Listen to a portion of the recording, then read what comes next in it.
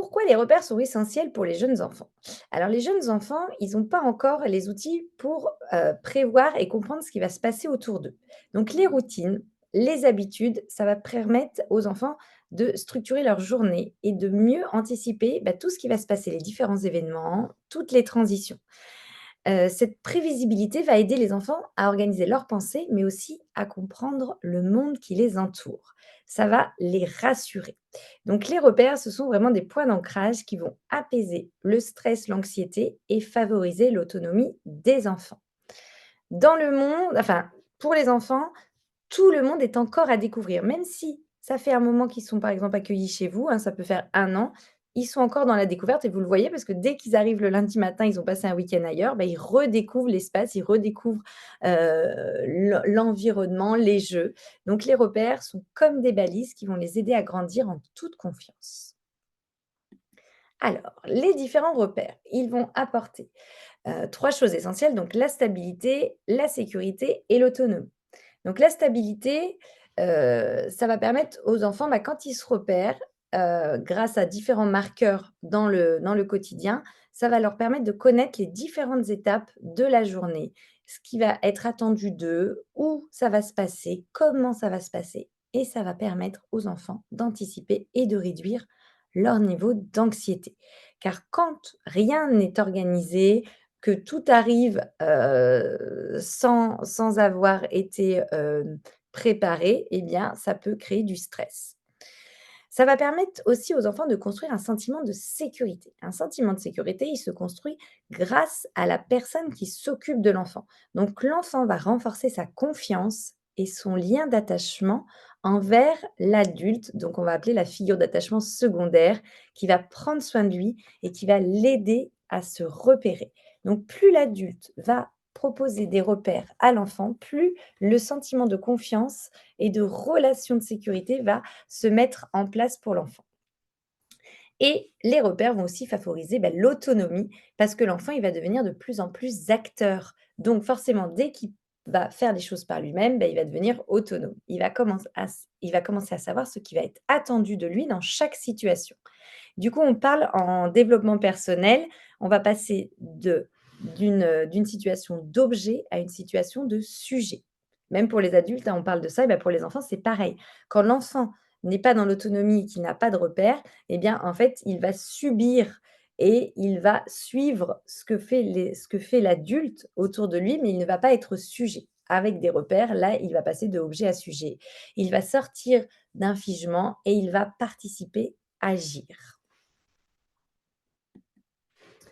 Alors, et si on changeait les repères? Donc là, je vous propose plusieurs petites situations, que vous pouvez imaginer, si jamais vous offriez un accueil sans routine, sans repères et que vous faisiez tout à l'instinct, sans anticipation. Qu'est-ce que ça allait pouvoir provoquer chez les enfants? Donc si par exemple, vous changiez l'heure des siestes tous les jours, que vous fassiez en fonction, de à l'heure où ils ont fini le repas, en fonction, de voilà, de l'état de fatigue des enfants. Si le coin jeu construction changeait d'emplacement chaque semaine, les enfants arrivent et là ils cherchent le coin jeu, ils ne le trouvent pas et du coup vous l'avez décalé. Si un jour vous êtes douce et à l'écoute, en écoutant, les besoins des enfants et que le lendemain vous êtes dur et fermé, eh bien l'enfant, il va plutôt se renfermer. Bon, faut pas que je vous donne des solutions, je vous laisse déjà réfléchir à tout ça. Si vous déplacez le coin repas juste 5 minutes avant de manger, si par exemple ce jour-là, il y a un petit éclairci, hein, et que vous décidez de décaler la table et que les enfants, vous les appelez pour manger, puis là, ils voient la table décalée. Ou si vous les emmenez les enfants dans un nouveau lieu sans les avoir prévenus. Il y a une nouvelle bibliothèque qui vient d'ouvrir ou un nouveau parc et vous décidez ce matin d'aller dans ce lieu. À votre avis, qu'est-ce que l'absence ou l'instabilité des repères va créer chez l'enfant? De l'insécurité. L'enfant, en fait, il a besoin de stabilité. Donc, les petits découvrent leur environnement, je vous l'ai dit, encore 1 an ou 2 ans après l'accueil. Donc, leur besoin de stabilité est essentiel pour qu'ils se sentent confiants. Quand, par exemple, vous accueillez une nouvelle famille, vous allez accueillir, les parents, et bien, vous allez voir que les enfants que vous accueillez d'habitude, ils vont être plus intimidés parce qu'il y a des nouveaux adultes. Ça le fait aussi quand, vous avez une stagiaire, les enfants vont pas se comporter exactement de la même manière. Moi, je le voyais beaucoup quand on avait, une psychologue qui venait en observation dans n'importe quelle structure où j'ai travaillé et n'importe quel type de personnalité, de d'intervenant. Eh bien, les enfants sont plus intimidés. Imaginez par exemple vous, vous arrivez chez votre meilleure amie et là, vous vous rendez compte qu'elle a changé toute sa déco, ou elle a changé tout son style vestimentaire, ou elle a, un nouveau trait de personnalité que vous n'aviez jamais vu. Le premier sentiment que vous allez avoir, c'est déjà vous êtes surpris.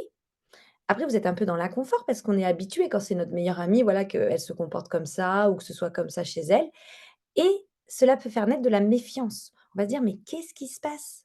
Mais pourquoi tu as fait ça? Pourquoi tu ne m'en as pas parlé?»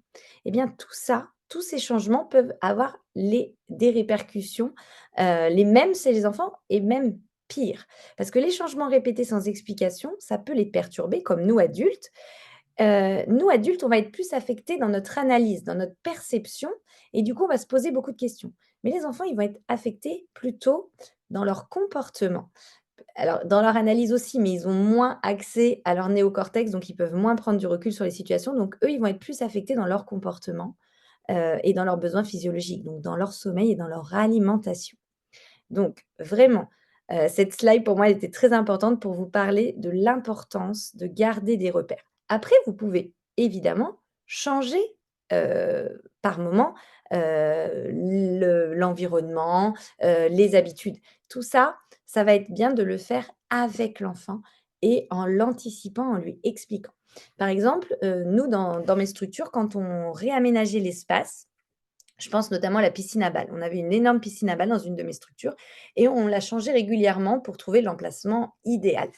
Et bien, quand on le faisait, eh bien, on le faisait en présence des enfants. Où on leur disait: «Ah bah les enfants, ce matin, c'était l'activité, on va changer de place la piscine à balles». Donc on vidait les balles avec eux et quand on déplaçait la piscine pour éviter que les enfants se fassent mal, bah, il y avait une collègue qui s'installait avec les enfants. Après, quand vous êtes seul à la maison, vous pouvez vraiment organiser ça en disant aux enfants: «Vous restez sur le tapis, pendant ce temps, moi, je vais décaler le meuble». Donc c'est à vous aussi d'organiser les choses. Mais c'est important de le faire, sous l'œil des enfants ou de les prévenir. Pendant la sieste, on va décaler le coin calme. Quand vous allez vous réveiller, vous verrez le tapis du coin calme, il sera de ce côté-là et vous leur expliquez pourquoi vous avez fait ce choix. Et on faisait aussi, nous, pareil pour le roulement des jouets. On changeait pas les jouets, tous les jouets en même temps. On gardait, par exemple, le jeu symbolique les jeux symboliques, donc on faisait un petit coin bricolage, des fois un petit coin maison, poupée, des fois un petit coin dinette. Et bien ça, les jeux symboliques, on les gardait pendant 3 semaines et au bout de 3 semaines, il y avait un roulement. Par exemple, pour les jeux de construction, c'était toutes les 2 semaines. Donc quand l'enfant arrivait le matin, il y avait peut-être un changement de jeu de construction, mais il n'y avait pas un changement de jeu symbolique et du coup, il y avait vraiment un turnover et quand, on faisait souvent le changement de jeu symbolique, on les prévenait. Le vendredi: «Ah lundi, vous verrez, on va mettre l'espace, poupée» et on le disait à tous les enfants à un moment de rassemblement pour que tous les enfants l'entendent, pour pas qu'ils soient surpris, quand ils arrivaient le lundi matin. Alors, comment on fait pour instaurer des repères efficaces pour les enfants? Donc déjà, on va se baser sur l'observation. L'observation, quand on va proposer des repères aux enfants, c'est déjà bien connaître l'enfant, bien connaître ses habitudes de vie et quel repère lui convient le mieux. On va prendre un exemple, si par exemple, vous voulez mettre en place des petits repères pour chaque enfant à l'accueil le matin. Donc ça peut être des repères juste, verbaux, hein, de dire des choses à l'enfant ou des repères avec des petits objets. Mais pour cela, il faut bien connaître les enfants.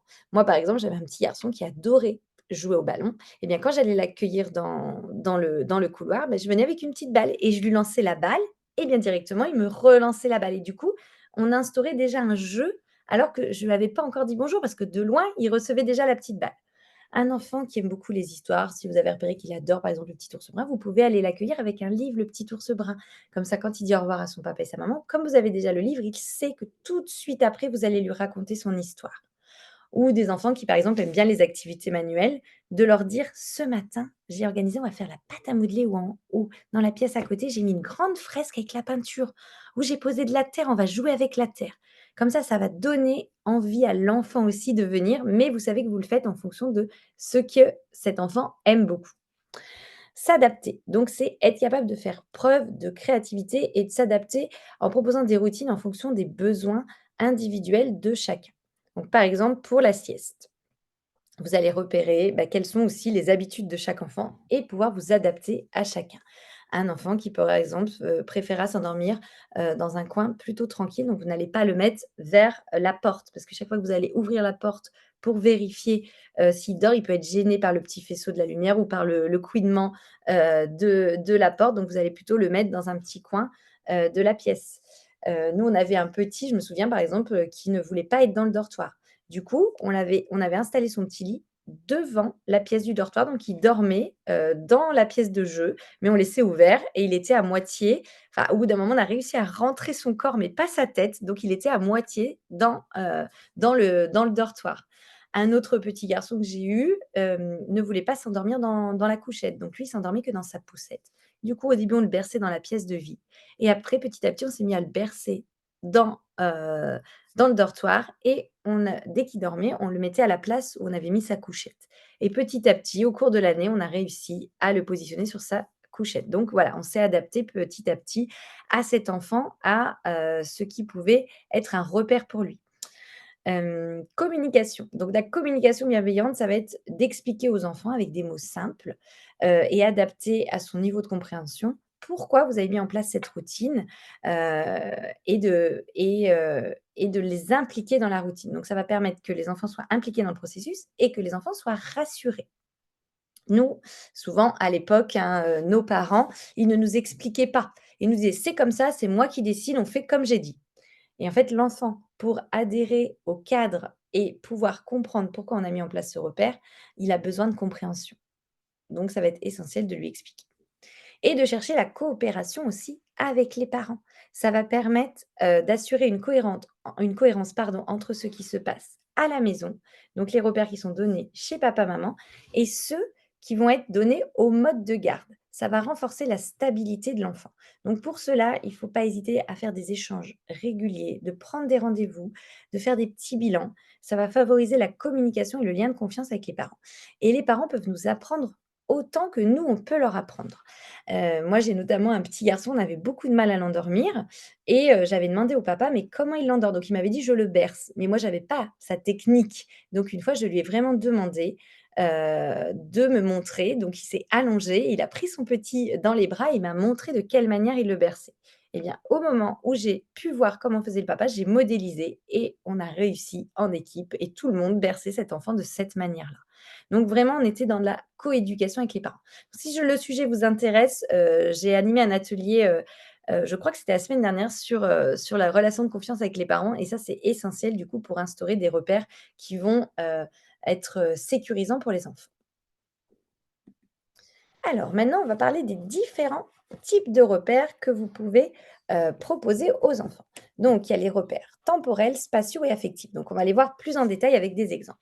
Donc les repères temporels, ça va permettre de structurer, les différents temps forts de la journée, les différents moments qui rythment la journée des enfants et d'avoir la notion du temps. Donc l'enfant va pouvoir comprendre ce qui va se passer à chaque moment, dans un ordre chronologique. On va parler aussi des repères spatiaux. Donc, c'est, comment vous avez aménagé vos espaces, comment vous avez réfléchi à vos différents espaces pour faciliter les déplacements des enfants, les déplacements de l'adulte et pour permettre à l'enfant de se repérer plus facilement. Comme ça, l'enfant, il peut vraiment associer chaque coin, chaque espace à une activité, à un moment de la journée. Et les repères affectifs qui sont, très, très importants. Donc ça, c'est les interactions et les relations avec l'adulte. Donc c'est les liens, le lien stable, prévisible, qui va permettre à l'enfant de se sentir en sécurité et ça va lui apporter une stabilité émotionnelle. Donc on va les voir plus en détail. Alors, les repères temporels. Alors pourquoi ils sont si importants pour les enfants? Parce que les enfants, ils n'ont pas encore la notion du temps. Donc ils n'ont pas la notion du passé, du futur.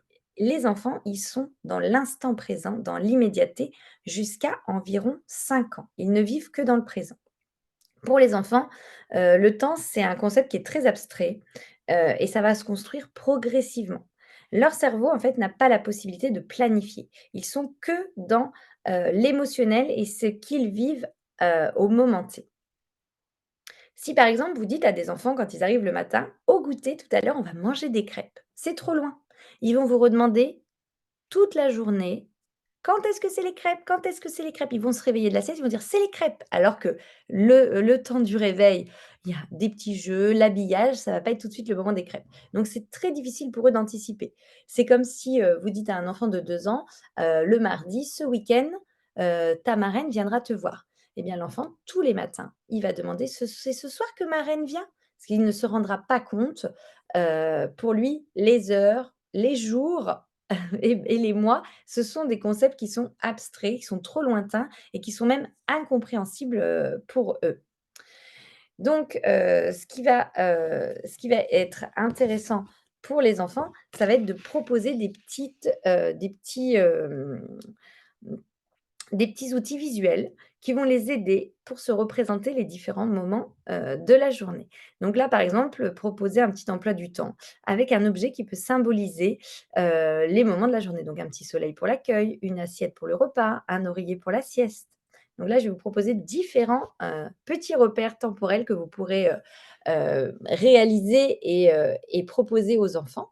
Donc un petit train de la journée. Petit train de la journée, où vous allez, faire un déroulé. Donc vous allez choisir que les éléments importants, parce que sinon si on fait un petit train de tous les moments de la journée, on peut faire un train avec 18 wagons et ça va être pas un repère pour l'enfant parce que ça va être trop vaste. Donc choisir les moments forts, l'accueil, l'activité du matin, le change, le repas, la sieste. Enfin, vous voyez, il faut peut-être mettre, 6 ou 7 repères dans la journée et hem et proposer, un petit visuel. Donc le plus simple pour des enfants, de moins de 3 ans, ça va être, une photo, une image qui va, représenter. Si par exemple pour le change, ne prenez pas forcément une photo de la salle de bain ou d'un enfant qui change sa couche, mais prenez plutôt un petit pot ou une couche. Juste un objet qui symbolise. Comme je vous l'ai dit dans la slide d'avant, pour la sieste, un oreiller ou un petit lit et pas forcément un des lits que vous avez, dans votre mode de garde, plutôt, heu, une image, voilà, qui peut parler à tous les enfants. Vous proposez au pardon, vous pouvez proposer aussi des petits albums photos avec, les différentes actions. Moi, j'avais réalisé, par exemple, un album photo, des différentes actions que les enfants réalisent dans la salle de bain. Et du coup, c'était vraiment quelque chose qui les aidait à anticiper et c'était vraiment, quelque chose aussi qu'on pouvait utiliser pour, échanger et discuter sur ces moments-là. Donc, par exemple, nous, on faisait beaucoup l'échange debout, dans la salle de bain et du coup, il y avait toutes les étapes. On voyait, un enfant, enfin des petits pieds qui montaient sur le plan de change, une couche avec une petite main qui était jetée dans la poubelle, un petit gant, un enfant qui portait un gant sur sa main et qui se nettoyait en autonomie.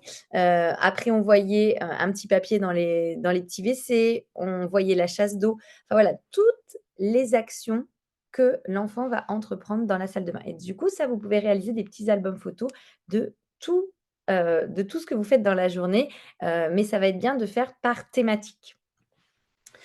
Un petit timer, donc ça peut être, important et intéressant pour les enfants parce qu'ils visualisent le temps qui s'écoule. Comme ils n'ont pas la notion de temps, de voir que voilà, si par exemple vous dites: «Bah, l'activité sera finie en 10 minutes», et bien avec ce genre de petit timer, petit à petit, le petit arc-en-ciel va disparaître. Donc moi, c'est un outil que j'utilise beaucoup dans les coachings pour les parents quand ils ont des difficultés, pour le partage des jouets, par exemple, avec leurs enfants ou que le matin, il faut qu'ils se préparent et bien, en fait, comme ça, l'enfant peut voir dans combien de temps, le timer va sonner. Ils ont un repère visuel et dans des crèches, c'est aussi utilisé, en forme de petit sablier. L'enfant voit le sablier qui s'écoule. Donc n'hésitez pas à partager, hein, dans le chat si vous avez, d'autres repères visuels que vous utilisez, et qui aident beaucoup les enfants. Alors maintenant, on va parler des repères spatiaux. Donc d'avoir un espace organisé et délimité, ça va être important car, ça va fournir un repère concret aux enfants. Plus, l'espace il est clair, plus l'enfant va pouvoir, se repérer dedans et savoir ce qu'il peut faire, où est l'espace et quand est-ce qu'il va pouvoir utiliser, cet espace. L'enfant, grâce à ces repères spatiaux, il peut, savoir à quoi s'attendre en entrant et en arrivant dans chaque coin. Ça, c'est très important de réfléchir à son aménagement de l'espace. Je ne sais pas si vous avez assisté, j'ai proposé, il y a plusieurs mois maintenant, un atelier sur l'aménagement de l'espace. Donc si vous n'avez pas forcément réfléchi à votre aménagement, n'hésitez pas à regarder, le replay de cet atelier. Hem, Proposer un aménagement, ça va permettre à l'enfant de naviguer plus facilement dans l'environnement. Ça va permettre à l'enfant d'explorer de façon aussi plus autonome.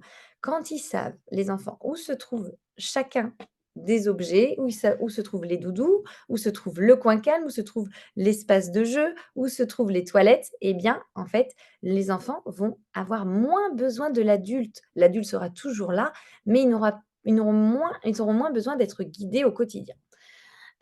Pour moi, les 5 éléments phares, coins phares que vous pouvez et que vous devez absolument avoir dans votre aménagement de l'espace sont un coin calme, donc un petit coin cocooning avec des tapis, des petits coussins, des petits objets sensoriels et des petits livres.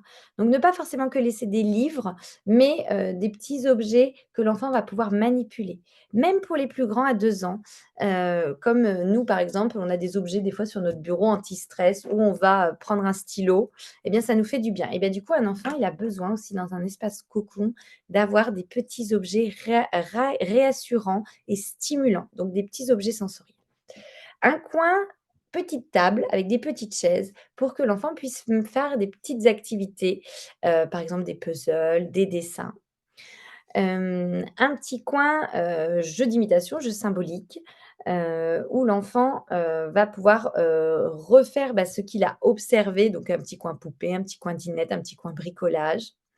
Un coin moteur, donc si malheureusement vous n'avez pas de place de mettre un petit trampoline, des modules de motricité ou une petite piscine à balles, même déjà juste un petit tapis où les enfants peuvent sauter, faire des roulades, vraiment en fait où ils vont pouvoir se dépenser. C'est très important à cet âge-là et un petit coin pardon, jeu de construction où les enfants vont pouvoir se poser et construire, développer leur imaginaire et leur motricité fine.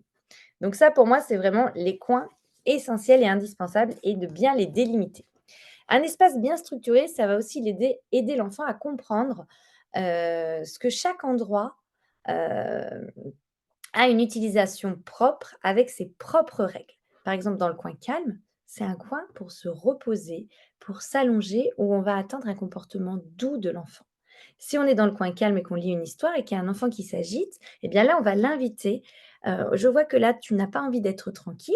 Ici, c'est le coin où on est tranquille. Donc moi, je vais t'inviter à aller voir dans un autre espace pour pouvoir t'amuser. Donc par exemple, dans l'espace moteur, là, ça va être un coin où les enfants vont pouvoir sauter, être joyeux et plus dynamiques. Donc d'encourager les enfants quand ils ont ce style de comportement, d'aller dans ces coins-là. Et si, par exemple, il y a un enfant qui est très calme dans le coin dynamique, enfin dans le coin moteur, de l'inciter à l'inviter à aller dans le coin calme où là, il pourra se reposer tranquillement. Ces repères, ils vont permettre à l'enfant de savoir ce qui est attendu et ce qui est autorisé et ça va faciliter leurs apprentissages, des règles de vie dans la communauté. Plus on va leur montrer ce qui est attendu petit, plus après ils vont pouvoir, s'inscrire dans ce genre de comportement, bah, quand ils vont aller dans un magasin avec leurs parents, quand ils vont partir en vacances, quand ils vont rentrer à l'école primaire. Donc ça va les aider. Donc aménager des coins dédiés avec, des petites étiquettes, des petits jeux, des petits repères qui vont les aider. Des idées d'activités, c'est faire découvrir l'espace à l'enfant dès son arrivée en lui montrant chaque coin et en lui expliquant son utilité. Donc ça va être vraiment important de, montrer comment est aménagé l'espace, comment on range l'espace et où est l'espace de jeu.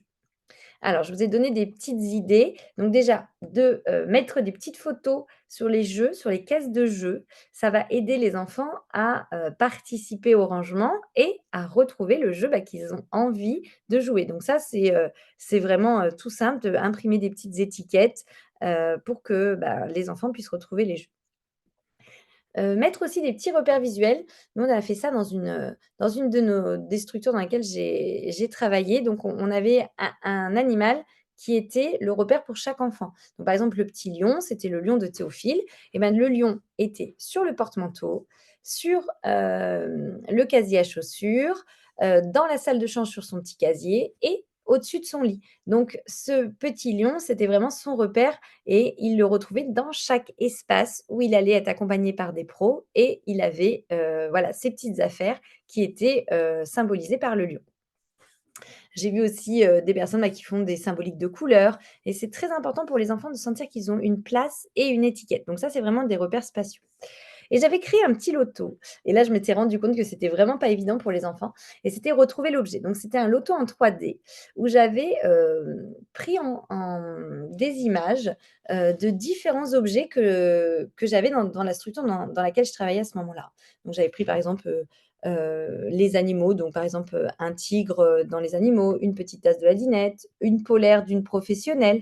Donc j'avais pris des photos et du coup, les enfants piochaient une photo et il devait aller retrouver dans l'espace cet objet correspondant. Donc il devait aller chercher parce qu'il piochait la petite tasse de la dinette, il devait aller chercher la dinette et en fait, je me suis rendu compte qu'avant 2 ans, même s'ils reconnaissent très bien, les différents espaces eh bien, ils vont avoir du mal dans un autre contexte à aller chercher l'objet et du coup, il y en avait beaucoup qui avaient du mal à aller chercher la petite tasse dans la dinette. Parce qu'on n'était pas en train de jouer à la dinette, on était en train de jouer au loto sur la table et donc du coup, de se déplacer jusqu'à la dinette et de prendre l'objet, c'était, déjà, ça demandait trop au niveau cognitif. Donc ce genre de jeu était très intéressant pour se rendre compte de vraiment l'importance du repère, et de peut-être se déplacer. Donc après, moi j'avais vraiment réduit, les différents objets dans ce loto, mais ça m'avait permis moi de me rendre compte que, par exemple, quand, je disais à un enfant qui cherchait son doudou: «Eh bien va le chercher, il est là-bas, vers les capes là». Eh bien en fait l'enfant ne le trouvait pas forcément. Donc ce petit jeu de loto est très intéressant, mais il va être plus utile pour les enfants vers 2 ans et demi, 3 ans. Alors ensuite, on va parler des repères affectifs. Donc les repères affectifs, ça va être les interactions, que l'enfant va avoir avec, enfin que l'adulte, particulièrement pardon, va avoir avec l'enfant. Donc un sourire, une phrase rassurante, un petit objet, que l'enfant affectionne particulièrement et qu'on va lui donner, un petit câlin pour s'endormir, une petite caresse, une main posée sur la poitrine. Donc l'enfant, quand on va avoir ces petits gestes qui vont le sécuriser, il se rend compte qu'il peut compter sur la présence et le soutien de la personne qui s'occupe de lui et il se sent protégé et il se sent accueilli. Donc ça va être très important, les repères affectifs, de lui proposer des repères, des petits rituels réguliers, stables, en étant présent et disponible. Donc tout ce qui va être repère affectif, ça va être des moments d'échange et de partage avec l'enfant.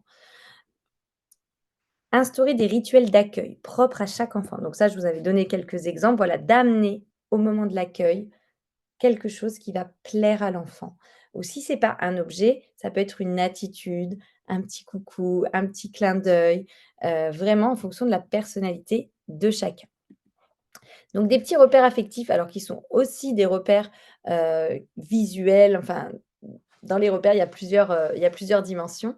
Moi, j'avais par exemple proposé une petite boîte à histoires calme pour la sieste. Donc j'avais mis des petites histoires dans une même caisse, avec une petite lune sur la caisse et juste avant de dormir, donc on était sur un repère aussi qui est temporel, je disais aux enfants: «Allez, on va se poser, on va éteindre la lumière et on va regarder les histoires qui parle de la sieste et du coup, dans cette petite boîte, j'avais mis que des histoires douces où, on n'allait pas être sur, des histoires qui allaient être éducatives, pédagogiques, où les enfants, des imagiers ou des histoires qui sont surprenantes. C'était vraiment des histoires tranquilles et apaisantes et du coup, moi, j'instaurais aussi par ma voix, par un climat. Donc on était aussi sur du spatial, du temporel, enfin, c'était vraiment, tous les repères en même temps mais cette petite boîte à histoires préparait vraiment l'enfant à la sieste. On avait mis aussi en place, des veilleuses ou des petits luminaires. Donc là, on avait acheté nous, dans une structure, cette petite lampe méduse qui est une merveille, on dirait des vraies méduses et on la mettait, une fois que les enfants s'étaient déshabillés juste avant la sieste, on rangeait l'espace et on invitait les enfants à s'installer dans le coin calme et nous aussi les adultes, on allait s'allonger auprès d'eux. Donc c'était vraiment un moment où les enfants, ils étaient vraiment en contact, ils venaient s'allonger autour de nous, donc il y avait beaucoup de câlins, beaucoup de douceur et on mettait une musique douce et on regardait les petites méduses danser. Et ça, on le faisait aussi, beaucoup avec des petites lumières pour apaiser en fin de journée. Et ça, on avait commencé à le faire, je me rappelle en période de Noël, on avait une petite guirlande avec des petits Pères Noël et bien souvent, on mettait la chanson du petit Papa Noël et on baissait les lumières et on mettait cette petite guirlande et les enfants venaient autour de nous regarder cette guirlande. Donc ça, c'est vraiment quelque chose de très simple d'avoir des petites guirlandes lumineuses. Hésitez pas à le proposer aux enfants en étant présent. C'est pas juste on met la guirlande et on vague à ses occupations. C'est on est avec eux, on se pose. Et tout ce qui va être petite comptine avant le repas, avec des petits gestes. Donc, il y a des comptines sur, bah, là, j'ai mis le repas, mais il peut y avoir sur tout moment de la journée, hein, pour le lavage des mains, pour la sieste, pour le rangement, pour tout ce qui va être transition. Je sais plus la chanson qu'on chantait, mais dans ma dernière structure, on faisait une chanson, on faisait un petit train et dès qu'on passait d'une pièce à une autre et bien, on faisait le la chanson du petit train et dès qu'on commençait à la chanter, bah, les enfants se mettaient automatiquement en petit train. Donc voilà, donc ça, on est vraiment sur, des petits repères, où l'adulte va vraiment être présent avec l'enfant. Alors, comment on répond aux besoins de chaque enfant? Parce qu'en fait, chaque enfant est différent, donc l'important pour les repères, ça va être aussi de prendre en compte la personnalité de l'enfant. Quand on a un enfant qui est calme, qui est plutôt sensible, eh bien, on va lui proposer des repères et des transitions qui vont être douces ou plutôt calmes. Donc, par exemple, on va plutôt, quand on va inviter l'enfant à, par exemple, venir changer sa couche, bah, lui tendre la main ou le porter contre soi ou lui donner un petit objet qui peut symboliser la salle de bain, et on va l'inciter à nous suivre, dans le change de couche, enfin dans l'acquisition de la propreté. Pour un enfant qui va être plus dynamique, eh bien, on peut proposer, un repère qui va être plus stimulant. Donc, par exemple, jouer un petit cache-cache et l'inciter à venir nous chercher ou le prendre, sur nos épaules en faisant le cheval ou marcher à 4 pattes, se courir après. Donc vraiment, essayer de proposer des repères, en fonction de la personnalité et de ce que vous avez, repéré qui pourrait aider l'enfant. Faire preuve de flexibilité. Par exemple, dans les repères que je vous ai donnés, c'est important, on l'a vu que d'être stable. Mais ça va être aussi important de ne pas être trop rigide. Et ça va être pareil dans tous nos comportements, et de s'adapter au contexte, aux besoins particuliers ou aux imprévus, hein, qui peuvent arriver. Moi, je sais que par exemple, ça arrivait dans ma structure, on avait un petit lavabo, qui était dans un couloir et il y avait des enfants qui mangeaient dans ce couloir et du coup, quand on n'avait pas fini l'échange, il fallait qu'on se lave les mains là où le lavabo se trouvait, donc près du repas et ça perturbait le groupe qui commençait à s'installer à manger. Donc quand on voyait que le groupe s'installait, eh bien, on expliquait aux enfants de la salle de bain: «Aujourd'hui, il y a le groupe qui est déjà en train de manger, donc on va se laver les mains avec les gants». Donc on leur expliquait à l'avance le pourquoi, la raison. Et on faisait quand même preuve de flexibilité parce qu'on avait un petit garçon qui était très sensible et qui avait un trouble du développement et pour cet enfant, on allait quand même lui laver les mains parce que c'était trop compliqué pour lui de changer le rituel. Donc vraiment faire preuve de flexibilité, de s'adapter en fonction de ce qu'on vit, du contexte, et toujours mettre des mots et expliquer aux enfants, pourquoi aujourd'hui, on va, réaliser les choses de cette manière. Et inviter les enfants à participer, donc vraiment engager les enfants, les faire participer en les encourageant. Par exemple, pour le rangement des jouets, ne pas hésiter à, inviter les enfants à ranger les jouets toujours au même endroit. Si par exemple les enfants sont encore trop petits, pour, repérer où se range chaque objet, ben, vous pouvez mettre une caisse centrale en fin de journée et puis leur dire: «Ben, on va ranger tous les jouets qui traînent» et vous après vous refaites le tri. Ou inviter les enfants par exemple à mettre la table et avec une petite photo de, l'assiette au milieu, le verre et vous pouvez leur montrer la petite photo et bien je t'invite à toi essayer de mettre la table tout seul. Donc vraiment faire preuve de flexibilité et essayer de s'adapter au maximum à chaque enfant.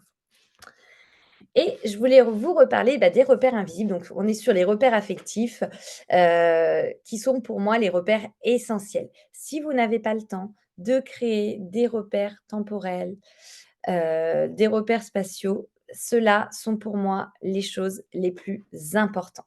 Donc ce sont, toutes ces choses qu'on peut mettre en place, juste, dans notre attitude professionnelle, dans notre posture. Donc déjà les routines verbales. Donc ce sont les phrases et les mots que l'adulte va répéter, à différents moments clés de la journée et ces phrases, elles vont former, comme un petit cocon sonore. C'est vraiment un repère affectif pour l'enfant. Comme par exemple, au moment, de sortir de la pièce, quand vous allez les coucher, ben, dire: «Bonne sieste, fermez vos petits yeux, on se retrouve tout à l'heure». Si tous les jours vous répétez le même ton, la même phrase, on est vraiment sur une petite routine verbale. Moi, j'avais mis en place aussi alors il y a des petites routines douces, mais j'avais mis aussi des petites routines, rigolotes. Nous, par exemple, pour le moment du repas avec une collègue, on jetait la serviette à l'enfant et avant de lui jeter la serviette, on lui disait: «Are you ready?» et l'enfant répondait: «Yes» et donc du coup, on attendait que l'enfant dise: «Yes» et dès qu'il disait: «Yes» et ben, on lui jetait la serviette. Mais les enfants, quand on prenait les serviettes dans la main et qu'on disait: «Allez, on va faire Are you ready?» donc on leur avait dit, hein, que c'était en anglais pour leur dire: «Es-tu prêt?» eh bien, mais ils étaient hystériques parce qu'ils savaient que voilà, il y avait un petit moment où, on allait rigoler, ils allaient attraper la serviette. Les expressions faciales et le langage corporel. Donc c'est vraiment tout ce que vous allez manifester à travers, bah, les mimiques et les gestes. Donc, un petit sourire, un hochement de tête, un regard encourageant quand vous allez vous mettre à la hauteur de l'enfant. Le fait de savoir que l'adulte, il va se montrer toujours accueillant et réconfortant, il c'est très sécurisant pour l'enfant. Donc par exemple, quand un enfant il est en train de faire une activité manuelle et qu'il vous interpelle, de au lieu de tout de suite lui répondre, de dire: «Oh c'est joli», de faire: «Mmh» et voilà, il voit que vous êtes disponible pour lui, vous faites un petit hochement de tête. Quand un enfant, bah, voilà, est dans la piscine à balles, qui saute ou qui fait une pirouette ou quelque chose pour la première fois, faire: «Oh waouh!» On est dans l'interaction, on est dans le repère affectif. Ou un enfant qui arrive au loin, vous le voyez par la baie vitrée, et ben, un petit coucou avec un petit sourire, voilà: «Je te vois arriver, je suis impatiente de te retrouver». Donc voilà, donc toutes ces expressions faciales et tout ce langage corporel, va être, très important pour sécuriser les enfants.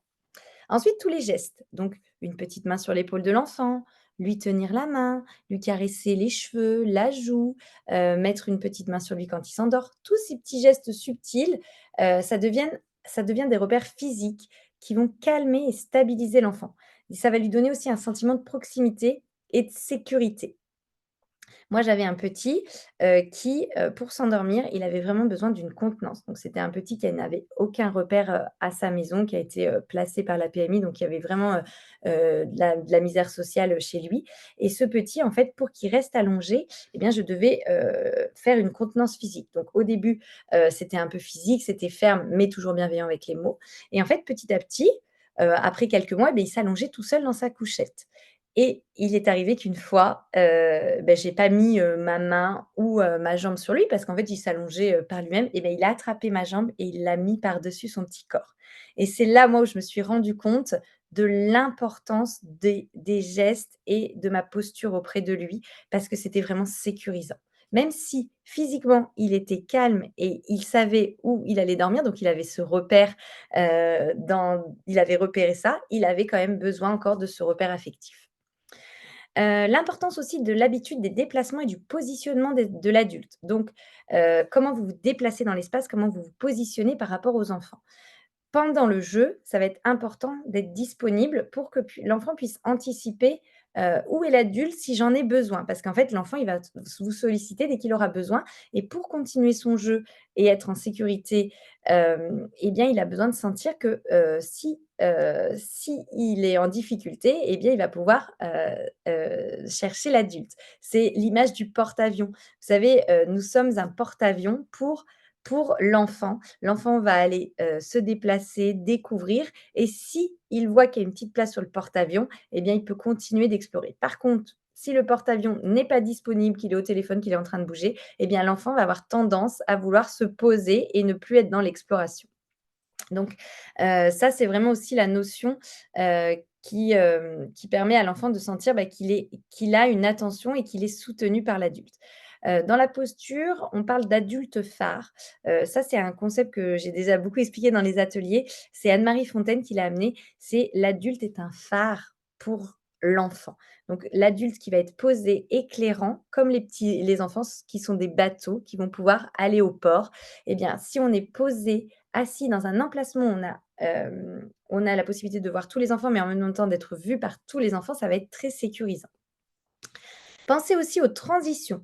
Anticiper ce qui va se passer, l'adulte va prévenir et commencer à avoir une attitude qui va montrer qu'on va être dans une transition. Par exemple, commencer à ranger quelques minutes, donc 5 bonnes minutes avant de passer à une autre activité et de l'expliquer aux enfants. Donc là, vous allez devenir un phare clignotant qui va plus forcément être en train d'observer les enfants, mais les enfants, même s'ils sont concentrés dans le jeu, ils le voient, ils le sentent que vous êtes en train de bouger. Donc ils peuvent se dire: «Ah, dans quelque temps, Nounou va nous dire que ça va être l'heure d'échange».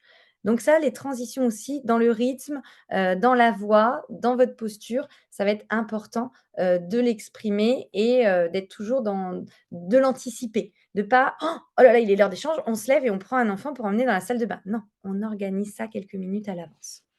D'avoir une constance émotionnelle, donc c'est une attitude calme et constante, ça va créer un environnement prévisible. Donc si par exemple, l'enfant, fait une petite bêtise ou 2 enfants se disputent, évitez d'hausser le ton, mais plutôt, d'avoir une posture de médiateur, de s'accroupir auprès des enfants, de décrire ce qui se passe, d'accueillir l'émotion, la frustration. Les enfants, ils vont savoir si vous avez toujours cette attitude que quoi qu'il arrive, vous serez stable et bienveillant. Du coup, ça, c'est un vrai repère qui est très important, la cohérence.